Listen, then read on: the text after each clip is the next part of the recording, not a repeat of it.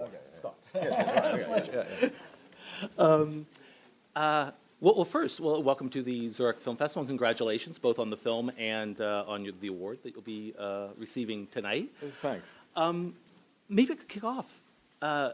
It's probably fair to say at this point in your career, you've become more selective about the films that you decide to do. You're Canadian. I'm Canadian, yes. Yeah. I'm sorry. Was that a condition of? No. It's just good to know before we start. Okay. No, I'm not neither British nor American, so I'm fairly neutral in all respects. No, I was going to say it's probably fair to say that you've been become quite selective in the roles that you choose at this point in your career. What was it about this project that made you say, I want to get involved? Oh, this was easy. I mean, it is true that I wasn't doing much show business in the last few years because I got involved with other things. I got involved with politics, I got involved with having babies, and then suddenly, out of the blue, really, this script comes along with, which was well-written, funny, and sad, which is always good together, and was directed by a rather classy director, Stephen Frears, and starred Meryl Streep. So that was easy, and the part is complicated and nuanced, and I felt I had to take that on. Yeah. How would you describe your character? Because he is an interesting figure, a sort of, in some ways, a failed artist who has a complicated relationship with Meryl Streep's character, another sort of successful but somehow also failed artist. How would you describe the man? Well, he appears on the surface to be this suave, debonair Englishman, very much in control, who kind of runs Florence's life. The Meryl Streep character runs her life rather like one of the Queen's equerries, or a gentleman in waiting would run her life. But of course, deep down, you're right. He was, in fact, because the film is based on a true story. These are real people. In reality, he was a failed actor. He loved acting. He was stage struck from an early age, and just never quite had the talent. So he was always desperately scratching around for work. And the only thing that gave him a position in life was his marriage to this millionairess, Florence Foster Jenkins. So what I enjoyed playing was the outward shell of this debonair Englishman, but inside he's a rather desperate man clinging to this life because he has nothing else. And just one before I open it up to the floor, yeah. I have to ask what was like to work with Meryl Streep. Well, it of course was terrifying as a prospect. 19 Oscar nominations, but she was, it's a joy really, because if you play tennis against Roger Federer, he said, picking a Swiss tennis player, you play better, and so it was good for my game, and just fascinating to watch purely from a spectator's point of view. Almost, it was fascinating to watch someone as talented as that. She does, I think, come into a sort of tiny bracket of true geniuses. So, good morning. I would like to ask you, what do you think about the fact that since a few years now, celebrity is granted to people that have no talent at all? And what is the talent that you don't have? Thanks. What is the... He said, what is the talent that you think you do not have? Oh, well...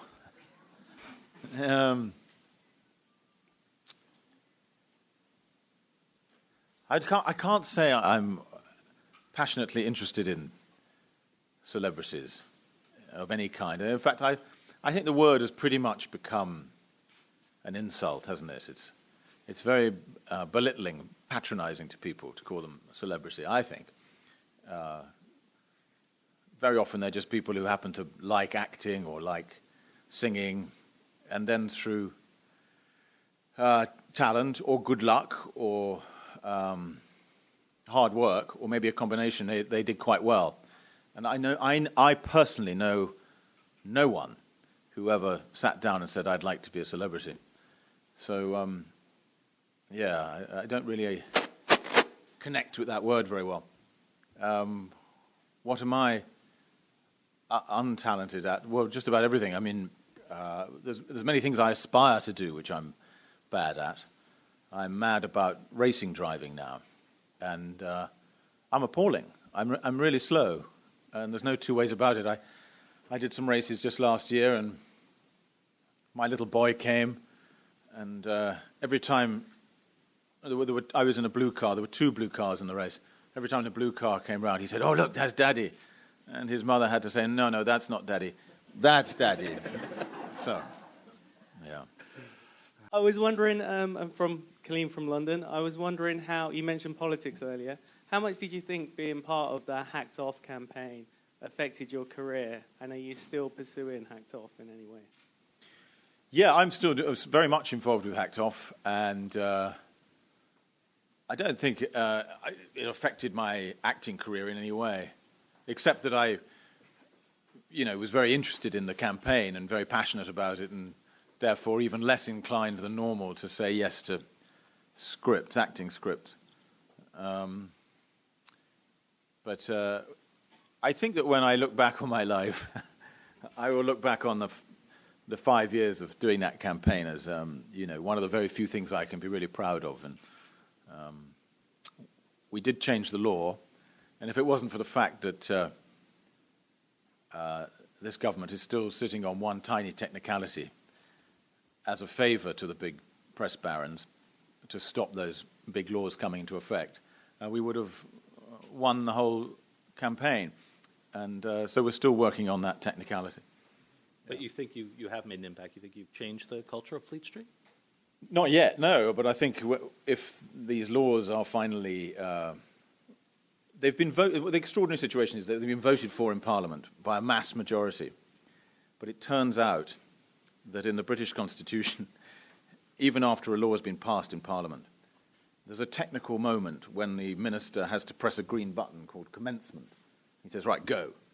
And this government has refused to do that because they've come under enormous pressure from the newspaper owners, for whom intruding on the lives of people who've just had children killed in road accidents is a very important part of their business model.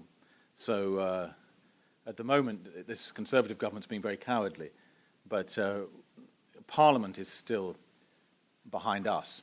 And we think that you can always circumnavigate government through Parliament. Parliament is, as you know, supreme over government. So that's what we're likely to do.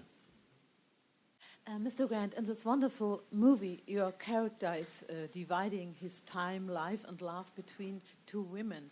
So do you think this is a concept for relationship that works maybe even better? So what do you think about that? Well, it's true.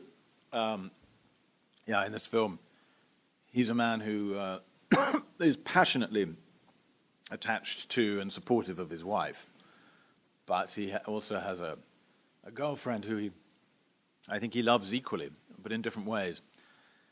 And in the film, I don't want to spoil the film, but there's a fairly good reason why he has to do that. If you're asking me in life, is that a good thing? That's too deep. That's too deep. Perhaps the idea of the message of the film, is that sort of what you're getting at? If the message of the film, despite the fact that these are 2 quite untalented artists, Right. if that is as important as what they get out of their performance. Mm-hmm. Well,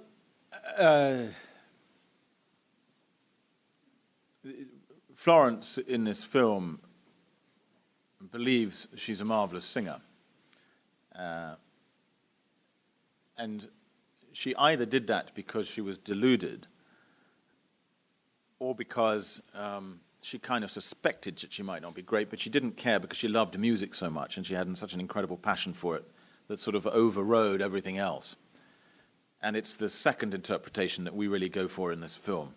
I mean, there are people who've looked at the history of her who say, look, she was on these heavy drugs for an illness she had, and that made her, mentally unstable, and this is why she went on singing when she was clearly horrible. But we've gone for a more generous and uplifting interpretation, which is that she's one of those people who just loves what she does so much. There's so much passion that trumps everything, and the film sort of celebrates those people who think, well, I'm not much good, but fuck it, I'm going to do it anyway. Yeah. I wanted to ask if you prefer playing romantic comedies or movies like Florence Foster Jenkins. What is easier for you, or what do you love more to play? Well, to be honest, I probably prefer films like this. There's a little more texture, little more meat to get your teeth into here. Especially playing the lead in romantic comedies, it's quite a tricky business because there's always the danger that the romantic lead will just sort of become nauseating or sentimental, and it's quite difficult to keep them grounded and interesting. So, playing bad guys or complicated people is far more interesting, really. Yeah. Do you think attitudes towards you have changed a bit now because of roles like this or About a Boy, where you have a sort of a deeper or darker side to your character? Is it changing the kind of script you're getting? Well, I don't think. No, I think I've just got older, and I'm too old for romantic comedy. Tanya Lipak from Backstage magazine. Mr. Grant, which role do you think kind of helped you a lot, or which role do you think changed your acting or had a deeper meaning to you and your work, and you thought like after this role you kind of got more out of it than out of other movies? Well, I don't know. I think the graph was generally upward for me in my career. I was appalling when I started, and it was one of the reasons I went on for so long, because I just thought, well, I better do another one because I was so bad in the previous one. And so you just get a bit better, you get a bit more confident, you learn some tricks, and so in a sense, every single one is a learning experience. But some of them when you look back now, maybe gave me a bigger boost confidence-wise than others. About a Boy gave me a big boost, for sure, and I think this one. How do you judge your own performances now? Because I know publicly you've been quite critical of some of the stuff that you've done. Well, Which I find admirable. Not to criticize. I'm just wondering how you rank yourself now as an actor. Well, I have read that I hate all my films, and that's not true. The films very often are great. It's just me I loathe. And I only say this because occasionally, after a few beers, you're sitting watching the TV and you flick the channels and suddenly there's me. And I've never thought, oh, good, he's a good actor, I can't wait to watch this. I always think, you fucked that up, and, why did you do that? And or sometimes I'm furious with the way it's been edited or something, but you never feel great about your own stuff. It's like when you in the old days of answer machine messages, when you heard your own voice on the outgoing message, you always felt nauseous.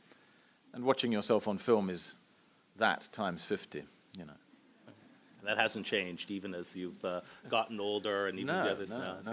It's probably helped.